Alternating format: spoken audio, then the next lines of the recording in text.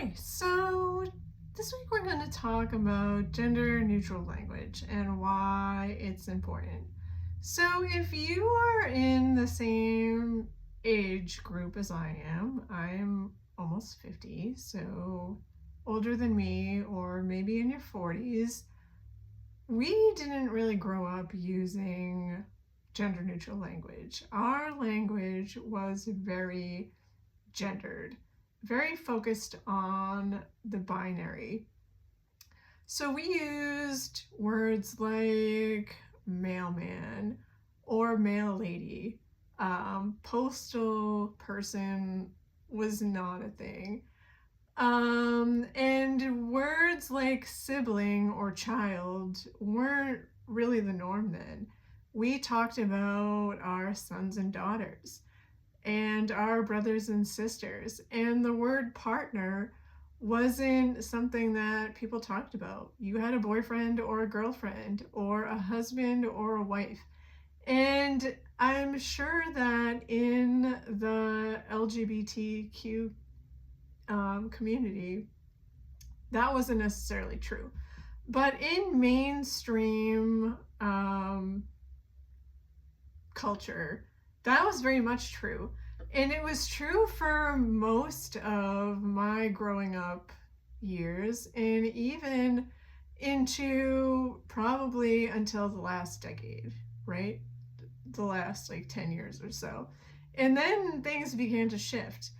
And so, as a culture, we're leaning more now towards more gender neutral, gender friendly language. And the reason for that is because we have more people who are coming out as being transgender and non binary and gender expansive. And we need to have language that honors those people, and having very binary language that focuses on man or woman doesn't do that. It just doesn't do that. It doesn't leave space for them to be included, and that is what gender neutral language does. It makes room for everybody at the table to be included. And so what I learned when my oldest came out as non-binary was that I had to change how I thought about language and how I thought about how I had always talked about my child and that relationship that we have even in our own family. So before I knew my kids were transgender, I referred to my kids as my son and my daughter, because that's what I thought I had. I thought I had a son and a daughter. And always people would ask me, about my kids and, how old they were. And it was always in reference to their gender and then their age. Or, tell me about your kids. I have a son and a daughter. How old are your kids? Well, my son is this age and my daughter is that age.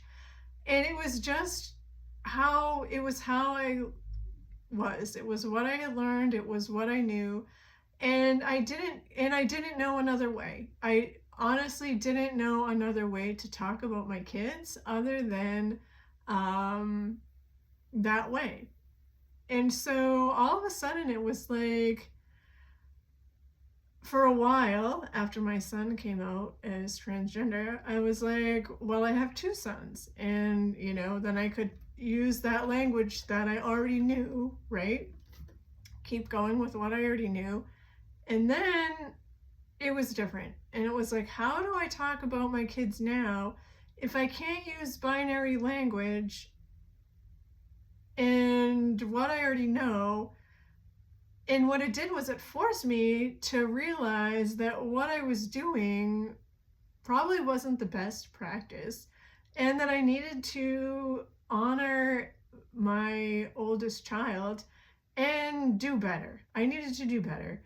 And so that's what I've been working on. And I can tell you that it is not easy because it forces you to think about your words before you speak. You have to slow down. And you have to think about, how can I be inclusive with my language? And then what am I saying? And how does it relate to my child and our, like, if I'm talking about my kids, our family unit, and how do I express that in a way that is appropriate? And so now, for example, I talk about how somebody asks about my kids, somebody that I'm just meeting, they'll be like, oh, do you have any kids? And I'll say, yes, I have a non-binary child and also a son. And at first, I didn't have that sentence to say. It took me a while to work out that that was the right answer. Um, I didn't know how to answer that. I was like, I mean, I knew that's what my answer was. Like, I knew that those were my children, but I was like, I don't know how to put the words together to correctly talk about my children in a way that is accurate and also expresses the dynamic of my family. And I had to think about it, and I had to think about how it was correct in a way to do so. So sometimes it takes time to figure out the language when you don't know the terms and the words, because you've always done it one way and you have to change and do it a different way, right? And that's fine. When we know better, we do better, and sometimes there's learning involved in the knowing and the doing. Um, and then sometimes what I have got in the habit of doing is I will talk about both of my children in a gender-friendly way. So I talk about, like, my oldest and my youngest. People will ask about my kids, and I'll say, oh yeah, my oldest is this age and my youngest is that age. And I leave gender out of it entirely. And why I do that is to get in the habit and the practice of using non-gendered language more often, so that it becomes more natural to me. And sometimes when I'm even talking about my youngest son, I will use gender neutral language, so that when I'm talking about my oldest, the use of the gender neutral terms and language just is more natural to do so, and to have that be more flowing, and it's not so clumsy, because it's how it feels when you start out using gender neutral language. It just feels clumsy. So we can take opportunities all the time with our kids to incorporate gender neutral language, even if we don't have to. We can use people instead of saying, like, ladies and gentlemen. We can use people. Or we can say kids instead of boys and girls, or partner instead of, husband and wife, or boyfriend and girlfriend. I used that example earlier. There's always opportunities to change the way that you're gendering somebody's title and change it to something different, or postal person instead of, like, postman or postwoman, so that you're taking that identifying gendered language and you're just changing it to something more neutral.